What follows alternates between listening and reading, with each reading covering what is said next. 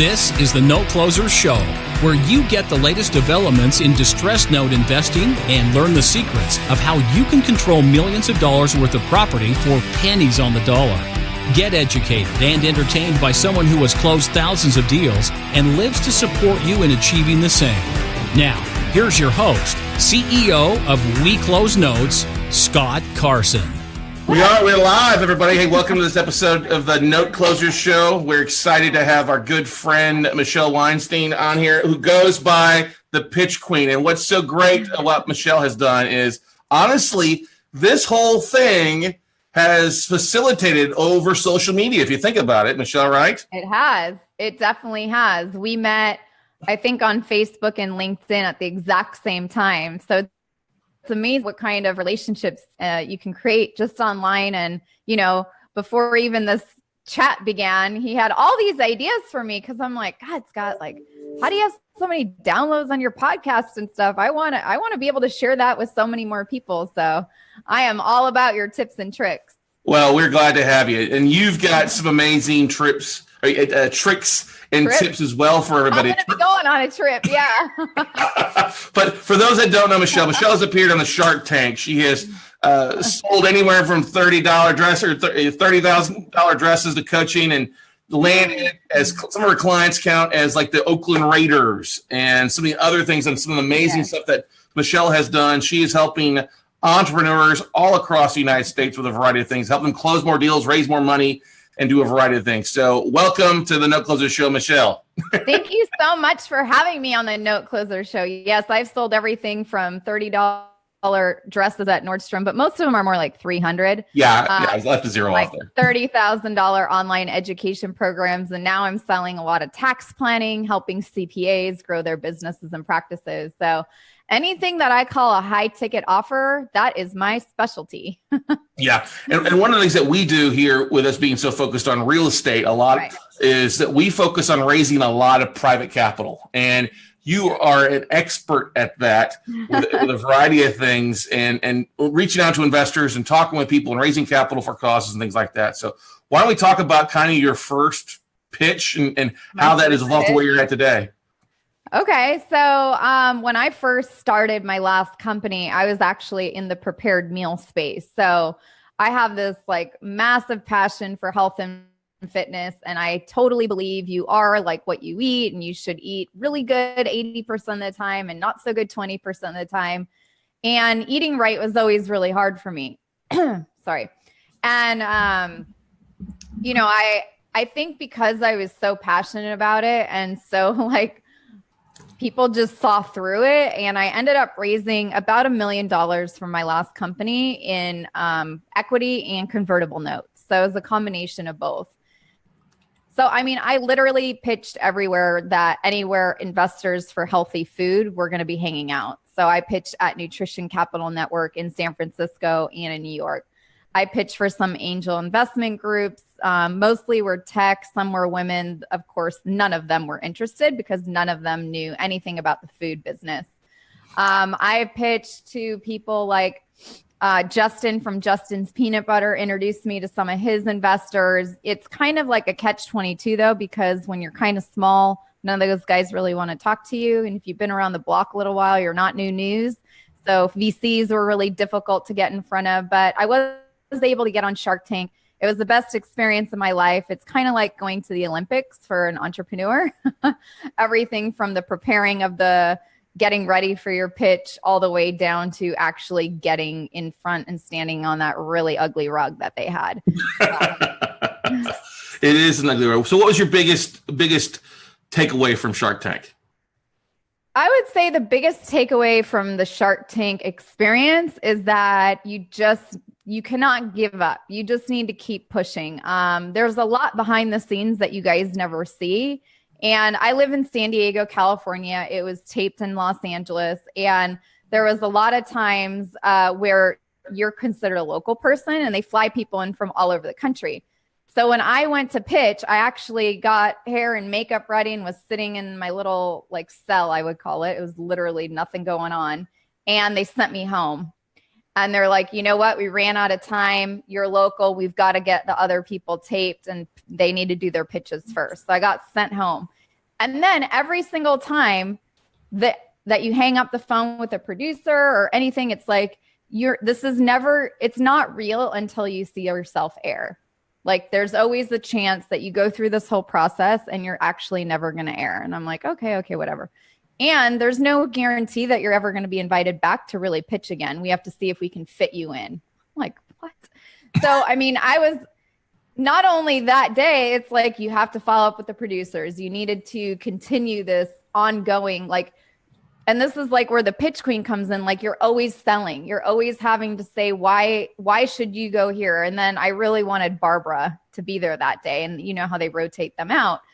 So then I had to coordinate and convince and really sell the idea of the producers that I really needed to come back and try again and pitch again and get in front of Barbara. So even the second time, they sent me home again. It was the third time I went up there to pitch hair and makeup. I actually went through the whole process because some of these pitches take anywhere from an hour to an hour and a half to some are 2 hours. You only see 5 or 10 minutes. And then through this whole experience, I go and pitch, I leave. I'm like, okay, now you get to wait until the season. So this was like in July. Well, Shark Tank doesn't air until the fall. So then you wait and then you're just like waiting for this email to come in your inbox. Like, hey, just so you know, your episode will be live next Friday. I think it was Friday nights at the time.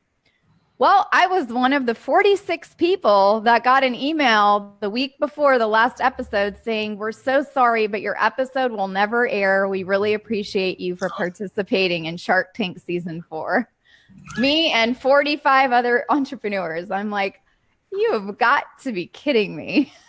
But they warned you the whole way through. It was in the 100-page contract you signed.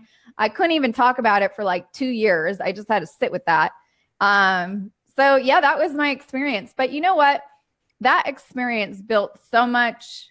I don't even know all the words to say, but like grit, perseverance, resilience, you name it, I got it. Like that was basically like boot camp, probably for military people. I'm not in the military, but I would like to think that that was extremely similar in some sort of ways. Not the same as serving our country, I understand, but definitely going through that process, being in the unknown, being okay with being in the unknown, and being in the unknown for almost 6 months. Like from the time I actually got to pitch until the time I got my emails saying, I'm not going to air with a bunch of other people that got deals, no deals, all of them. Like it's a TV show at the end of the day. So if you didn't fit the mold for a good TV, it wasn't your turn. And a bunch of amazing things happened after that. But honestly, I think that's why I'm able to do what I'm able to do today. It was because of that experience. Consistency and perseverance, two of the most major qualities that entrepreneurs have to have, no matter where you're in, whether you're in what you're focused on or real estate. Especially in real estate. Yeah. Yeah, especially in real estate. I mean, that is persistent, consistency, and more persistent and more consistency. I mean, how many people will get and you're like, you know what, I wasn't cut out for that. I mean, I have so many friends I know. They went and got them that lasted like a year and they're like, yeah, no, I'm not cut out for this. A lot of people. So there's massive amounts of need. I actually was in real estate before I started my last company. So I know I sold multi-million-dollar homes and I was in the mortgage business. So I know that world very, very well, and really getting into a specific niche too.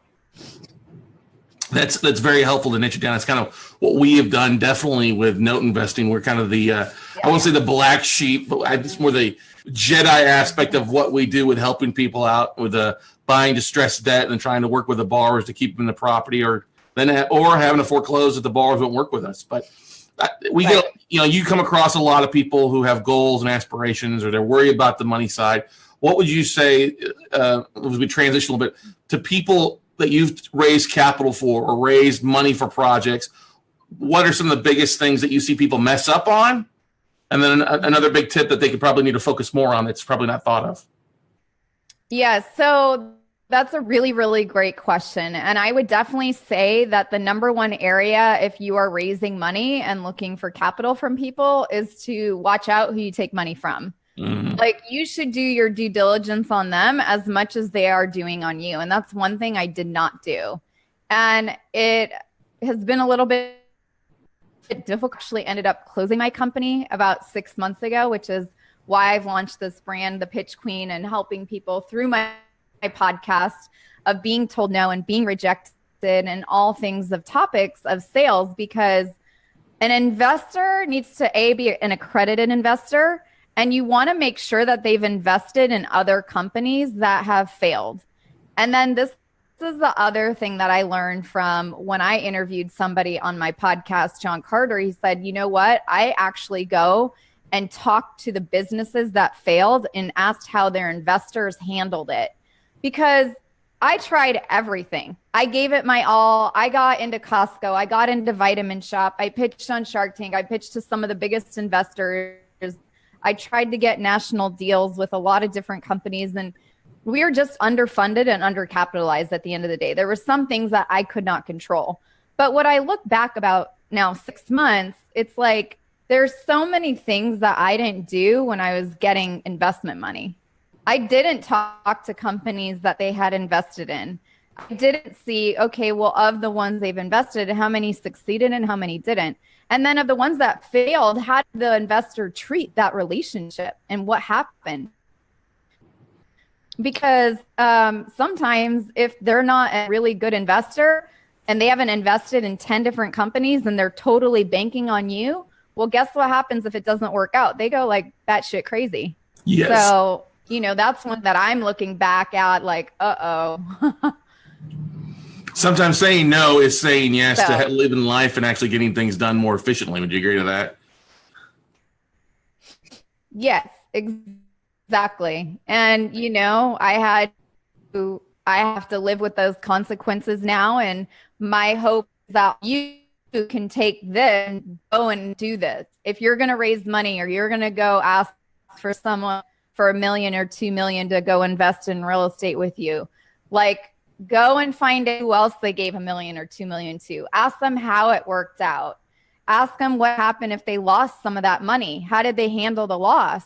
You know, because most investors, when they write a check, they understand they're parting ways with it. They're parting ways with their money. They hope they're going to get it back with a significant ROI. But once they write the check, they know that money is gone. That's how most really professional investors operate.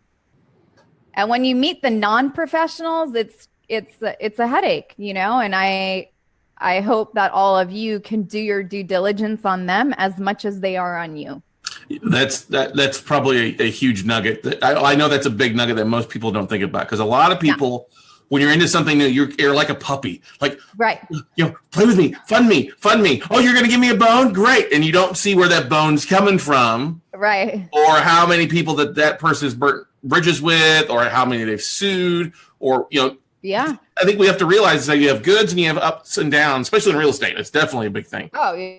It's a numbers game. You're going to have some deals that hit home runs or singles and doubles, and problems are going to arise. You just got to have a kind of a workout plan, or a plan B, plan C, plan D with your investors, depending on how they're going to affect that and make that aware in the front end. But you're 100% right. I've had investors that I was glad they were gone. I was glad to be done with them. And others that, you know, things went sideways that we were like, oh, let's work with them. Let's keep going. We're going to get you on the next deal and knock it all out of the park. So if you guys are listening here or watching on the Facebook Live, make sure to ask if you got questions for Michelle on different things. Type them in the Facebook comments here. I know you're probably getting some stuff there on your Instagram Live there too, Michelle. So we'll double team the social. I want to answer questions for you guys based on my experience. I mean, I have over like 20 years, and a lot of it just comes out over time, and a lot of it comes out by you guys asking questions. So I am an open book. I got a text message from somebody who can't comment on the Facebook listening to it, but it's literally, what's it like being a woman running a company? Do you see any advantages or extra hurdles that you ran into being a woman? I would say, so I was in a pretty male dominated industry with my last company. And I would still say to this day that being a woman has not been the easiest thing. You know, I feel like I've been up against this challenge my whole career out of college. So even out of college, I was a financial analyst at a company called Moss Adams. There's an accounting and finance and M&A firm. And I would go to client meetings, and I was young at the time. So now in this stage of my life, Michelle, you're too young. You don't have any experience. Like, what the? Okay, well, how do you get experience if you're not going to give it to me? Like, okay, it's like you're always having I felt like everything from out of college, even to raising the money. It's like, well, Michelle, you haven't run a food company before. So what do you know about food? I'm like, I don't. I just know that I know business and I know how to sell. So I think I'll be all right. And, to be honest, I didn't know what I was getting myself into. But if you don't give people an opportunity and a chance, then how are you going to expect them to get experience? So I think, being a female in a mostly male dominated industry of food and, everything from the food supplier people to the shipping people and FedEx, like, I think maybe I worked with 1 or 2 women. It was all guys. And then we had a niche in pro sports. Mm-hmm. So before, dietitians were involved on all the teams, which they are now. I'd say majority of the dietitians are female, but if you look at everyone I was working with was strength coaches. There is not one strength coach in the NBA, NFL, or hockey that's not a guy. So they were buying our food. So I was always dealing, with men, and maybe I got opportunities for the wrong reasons, because I was like, oh, well, you're cute. Like, okay, here you go. We'll give you a try. Or maybe I didn't get opportunities because they're like, well, she's a female and she probably doesn't know what the hell she's talking about. I can't really say. I would say in Costco it was all men too, but they still gave me a try, even though there was a lot of like, well, what do you know about the food business type questions?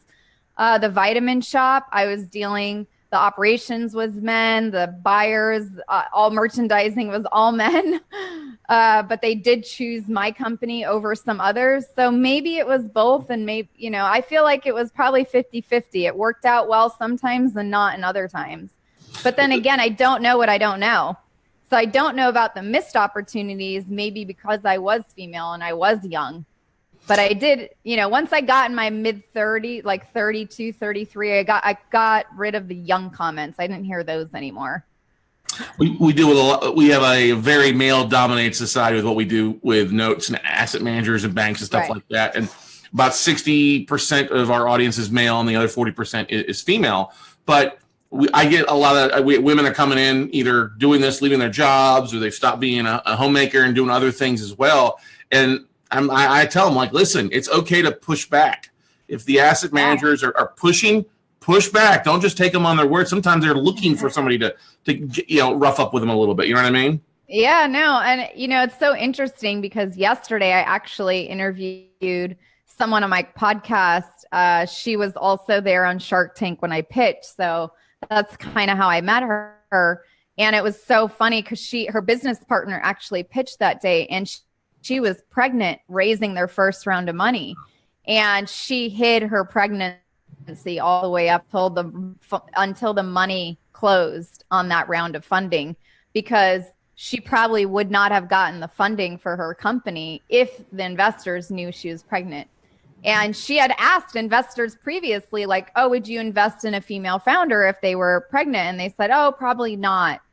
And so she was wearing trench coats and parkas in the summertime in LA, going and pitching and raising money. And she got the money, and she proved to these first investors, and then again went out and raised another round, pregnant again, that she is capable. And I think women we can multitask like no one else. So when you can multitask, basically running a company is like I had like 20 kids. So to add a real baby in the mix, it's not that difficult for a female. But from an investor side, I think they still to this day think it's not okay. I actually had another friend not tell her investors until she was about 6 months pregnant that she was pregnant, just to make sure it was like real.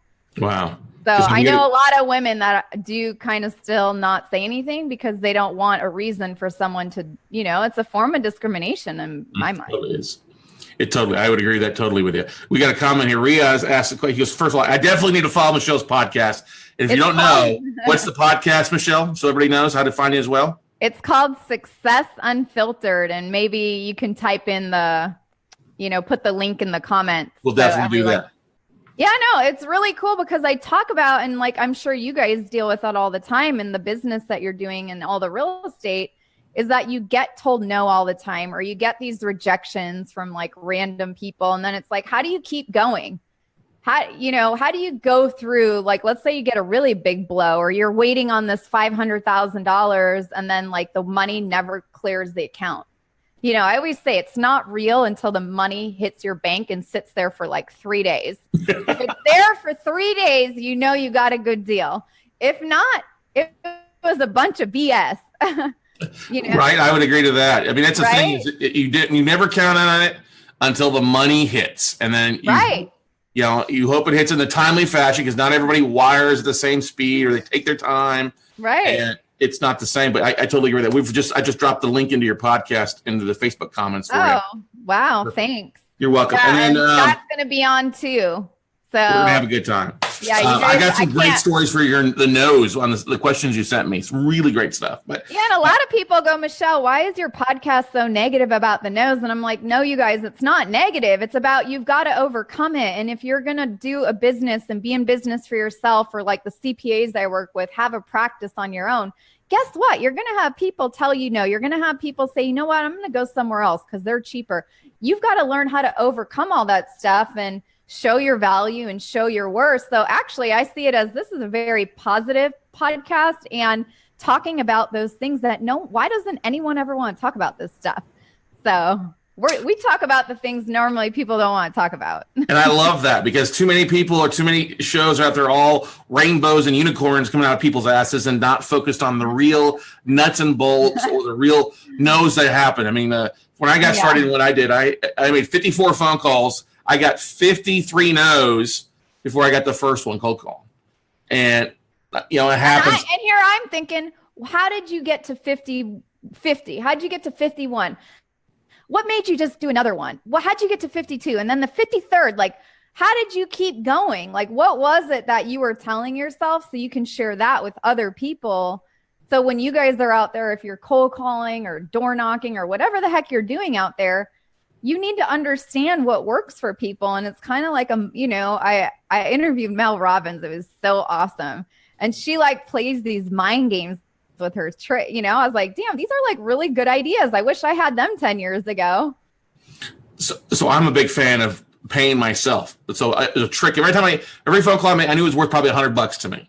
So I knew the sooner I got through a bunch of no's, the more I was going to make in the back end. Well, that final 54th no made me over 50 grand based on when we finished it, closed out the deal. We closed on a pool. We made $250,000, split it 5 ways with my 4 other partners that were helping me with the deal. But that was basically almost every no was worth almost $1,000 after the end of it. And those are the games I like to play. We turn the no's into yeses, but we have to understand where that no's like derived from. So that's like what we're going to talk about. Yeah. Rihanna says he definitely gets, let's see here. I definitely get the you're too young thing, because he's 27 and struggles with it. Do you have any suggestions? Yeah, that's a big struggle, the too young thing. It drove me nuts. Have any place to start in isolating accredited investors that aren't going to be looking at you for youth? For youth? Oh, God. You want to know another idea real quick that I just thought about? Sure. When you're interviewing investors and taking money? Like, make sure they have some gray hair, but not too much gray hair, because that means they still have a little bit of life left to answer your questions, and they're still, maybe working. But gray hair is a good sign for good investors, unless they're like me and they get highlights. Anyway, I would say the too young thing was more not on the investors side. I was getting that from like the job and the careers, and I wanted to get in the mortgage business, and everyone was telling me you're too young and you have no experience in sales. I'm like, what are you talking about? I was a cocktail waitress in college. I worked at Nordstrom. I know how to sell. Like, I'm good. But I think for the too young, I think it's about how you carry yourself. Do you have the confidence? Are you dressed appropriately to wherever you're going in your meetings? And you know what? If you've got stats to back you up, that's what sells. So depending on how you're going and raising money or whatever you're doing, I come with a laundry list of my accomplishments, and people are like, whoa. I mean, I even had some guy email me back like,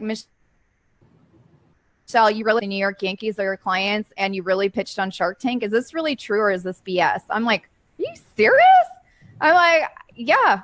But I get asked sometimes these questions like, I just don't believe you. So I think your resume of your accomplishments, I think you need to have a brag book, especially if you're young and you've accomplished some stuff. Make a brag book.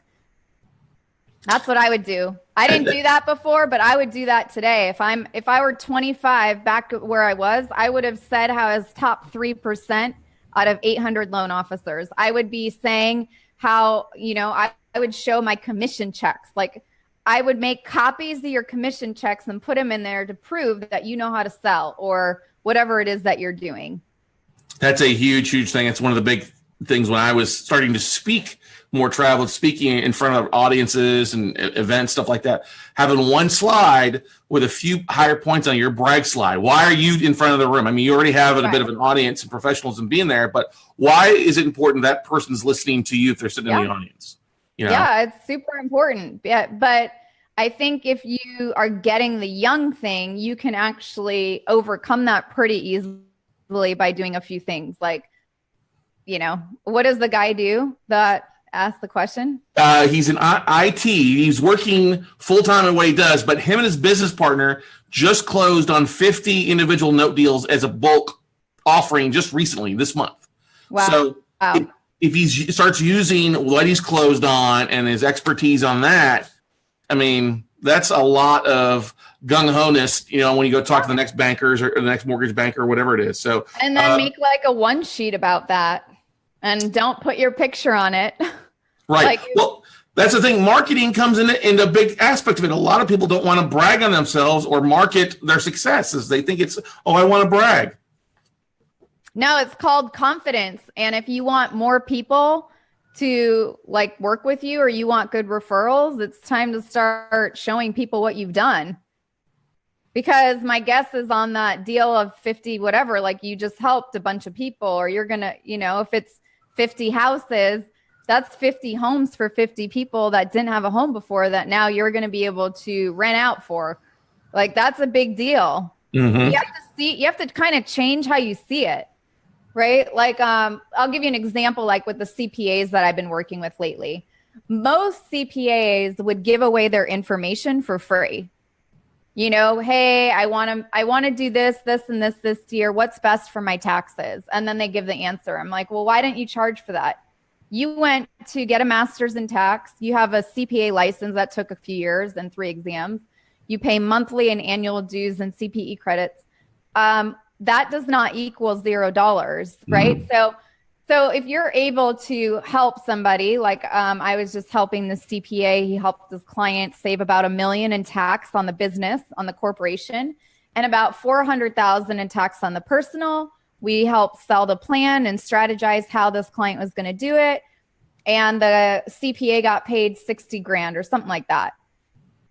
But he feels good. I mean, he would have never done all this work for that client before. You only do kind of the work. So you're actually doing your clients a disservice when you just give them high level, what we call like Band-Aids or high level solutions that aren't really that in depth, where maybe that solution would have just saved him $100,000. But this client's actually got a complicated business and a complicated personal situation where there's a lot of other things that he could have done.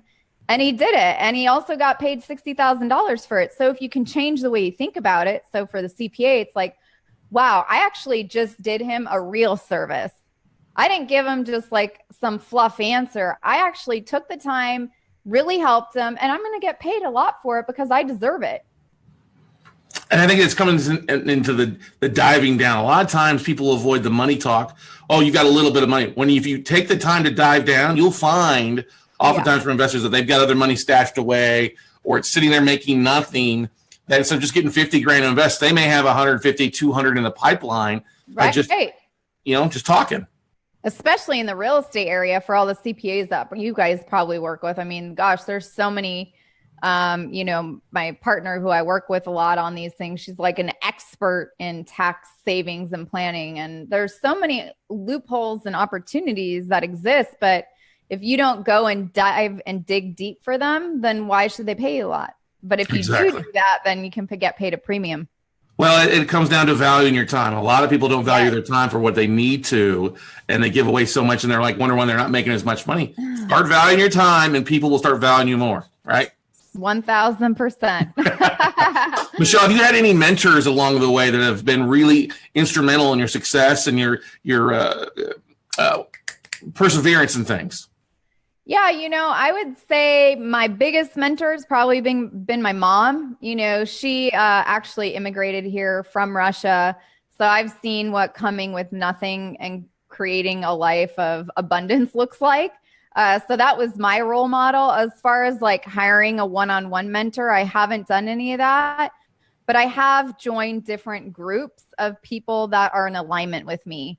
So be it a mastermind group here in San Diego that I have with 3 other female entrepreneurs that have scalable businesses. We've been together for 8 years. We meet once a month.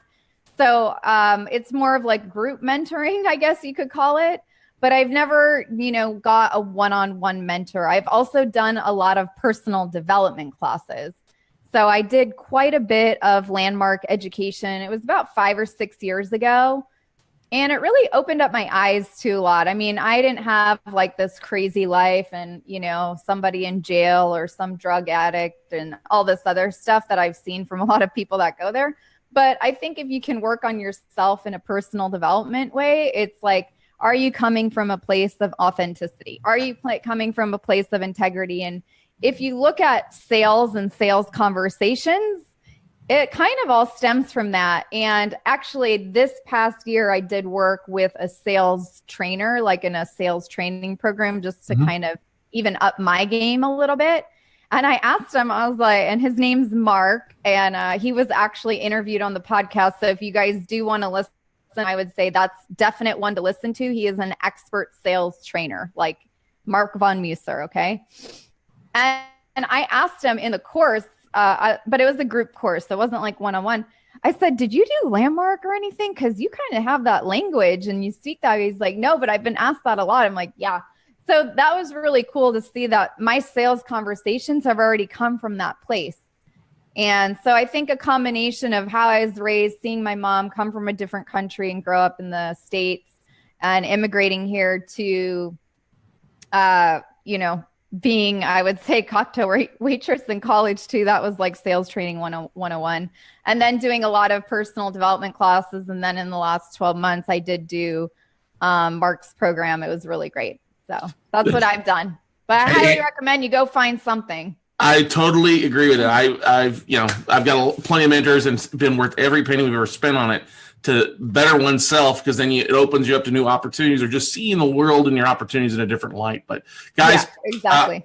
I know that you've got a meeting you've got to run to here relatively shortly, so we won't take too much of your time. Once again, you guys, if you're listening here, make sure you check out Success Unfiltered, her amazing podcast. You can find her the Pitch Queen as well. Our good friend Michelle Weinstein. I'm so excited at a lot of the things you've got going on. We had some mutual friends through the San Diego area. I think one of your previous business partners I met at a Greg Reed event at Secret Knock years ago, and we met online. Are you going to his event?